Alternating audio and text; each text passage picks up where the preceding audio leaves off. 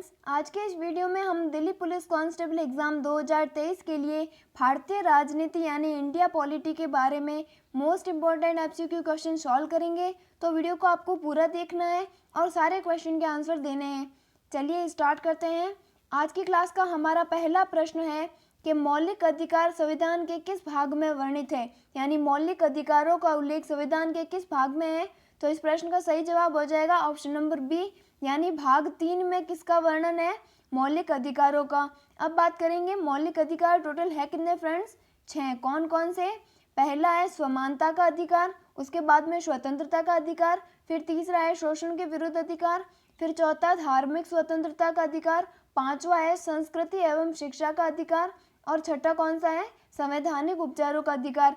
पहले फ्रेंड्स मूल संविधान में 7 मौलिक अधिकार थे, लेकिन फिर क्या होता है कि संपत्ति के अधिकार को कौन सा कानूनी अधिकार बना दिया गया। तो अब टोटल कितने हैं, 6 हैं और उनका वर्णन किस भाग में है, भाग नंबर 3 में। अगर हम बात करें आर्टिकल की तो अनुच्छेद 12 से लेकर अनुच्छेद 35 तक क्या है, मौलिक अधिकारों का वर्णन है। Clear friends. चलिए नेक्स्ट क्वेश्चन अगला है, मौलिक अधिकारों को सर्वप्रथम किस देश में संवैधानिक मान्यता प्रदान की गई।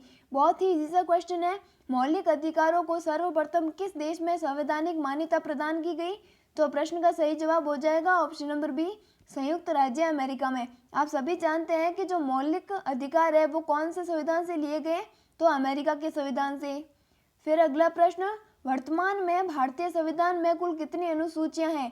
तो पहले एक क्वेश्चन ये बनता है कि मूल संविधान में कितनी अनुसूचियां थी, तो हमारा आंसर क्या हो जाएगा, 8 अनुसूचियां। और आज वर्तमान में कितनी है, तो 12 अनुसूचियां। ठीक है फ्रेंड्स। फिर नेक्स्ट क्वेश्चन है फ्रेंड्स कि मूल संविधान में कितनी अनुसूचियां थी। अभी हमने देखा मूल संविधान में कितनी थी, 8 अनुसूचियां और वर्तमान में कितनी है, 12 अनुसूचियां। फिर नेक्स्ट क्वेश्चन, क्वेश्चन नंबर 5 कि किस संविधान संशोधन अधिनियम के द्वारा भारतीय संविधान में 9वीं अनुसूची जोड़ी गई। मोस्ट इंपॉर्टेंट क्वेश्चन है। संविधान का फ्रेंड्स पहला संशोधन यानी कब होता है, 1951 में पहला संविधान संशोधन हुआ था। उसके समय क्या हुआ था, 9वीं अनुसूची को जोड़ा गया। अब बात करेंगे 9वीं अनुसूची किससे संबंधित है, तो भूमि संबंधी सुधार से। ये क्वेश्चन आपको रट लेना है, बहुत ही ज़्यादा इंपॉर्टेंट क्वेश्चन है। चलिए फिर अगला प्रश्न, भारतीय संविधान में मौलिक कर्तव्य का विचार लिया गया, यानी किस संविधान से मौलिक कर्तव्य का विचार लिया गया।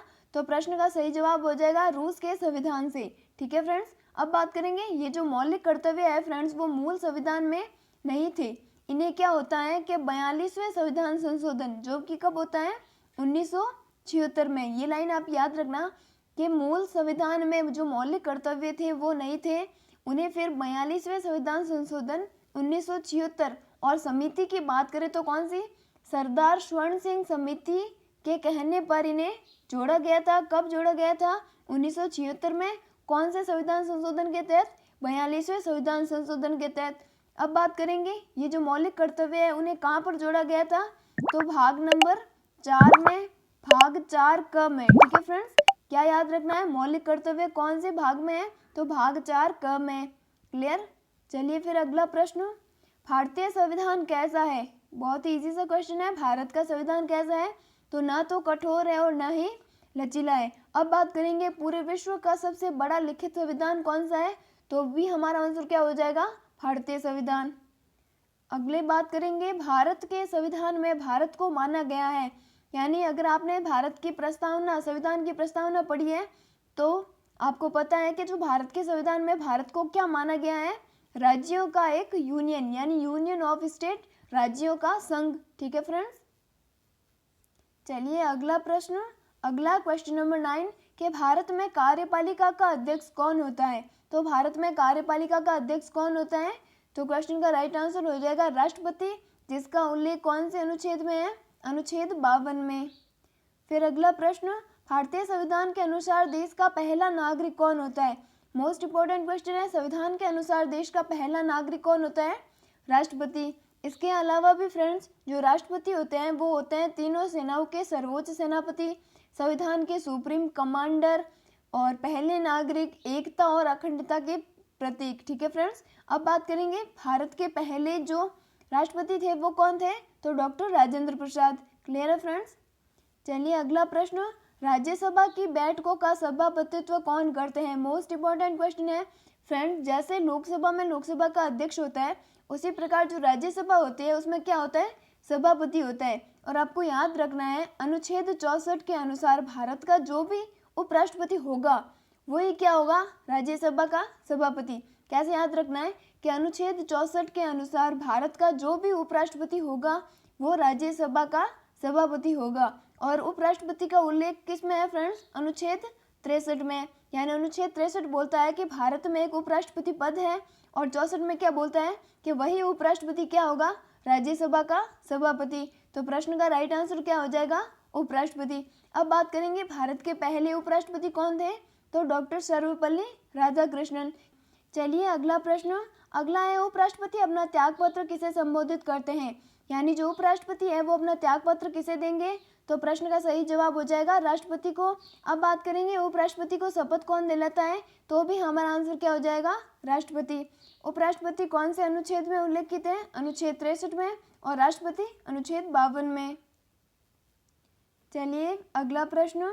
भारतीय संविधान के किस अनुच्छेद में लोकसभा के गठन के संबंध में प्रावधान किए गए हैं? तो पहले तो आप ये याद रख लो, मैं आपको ट्रिक से बताऊंगी कि संसद का उल्लेख किस अनुच्छेद में है। तो आपको क्या याद रखना है? देखो स से क्या होता है? 7, फिर 7 + 2 यानी 9, यानी 79वें अनुच्छेद में क्या है? संसद का उल्लेख। उसके बाद में अनुच्छेद 80 क्या है? राज्यसभा का उल्लेख। और अनुच्छेद 81 क्या है? लोकसभा का। कैसे याद रखना है? संसद को तो आप याद रख लोगे 7, और 7 + 2 कितने होते हैं? 9। अब बात करेंगे राज्य ज़्यादा है या फिर लोक ज़्यादा है। तो आपको क्या याद रखना है कि राज्य कम है तो 80 इसे दे देंगे, और लोक ज़्यादा है यानी लोकसभा तो अनुच्छेद 81। तो इस प्रश्न का सही जवाब क्या हो जाएगा कि लोकसभा के गठन के संबंध में जो भी प्रावधान है वो किस अनुच्छेद में है? तो ऑप्शन नंबर ए राइट, अनुच्छेद 81 में। चलिए नेक्स्ट क्वेश्चन। लोकसभा का सामान्यतः कार्यकाल कितने वर्ष का होता है? यानी जो लोकसभा के सदस्य होते हैं उनका कार्यकाल कितने वर्ष का होता है? 5 वर्ष का। फिर अगला प्रश्न। भारतीय संविधान सभा की प्रारूप समिति के अध्यक्ष, मोस्ट इंपॉर्टेंट क्वेश्चन है, प्रारूप समिति के अध्यक्ष कौन थे?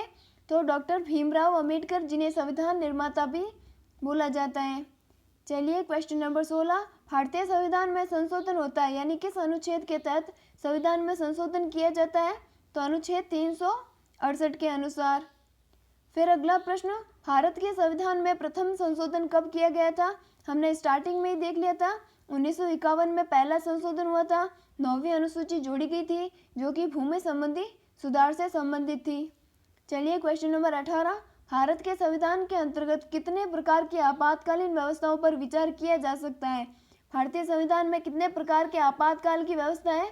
तो 3 प्रकार के। कौन कौन से मैं भी आपको बताती हूँ। तो फ्रेंड्स पहला है 352, दूसरा है 356 और तीसरा है 360। अब बात करेंगे 352 में क्या होता है? राष्ट्रीय आपातकाल। राष्ट्रीय आपातकाल की घोषणा 352 के तहत, राष्ट्रपति शासन की घोषणा 356 के तहत, और वित्तीय आपातकाल की घोषणा किसके तहत? 360 के तहत। अब इन आपातकाल को लगाता कौन है? तो भारत के राष्ट्रपति।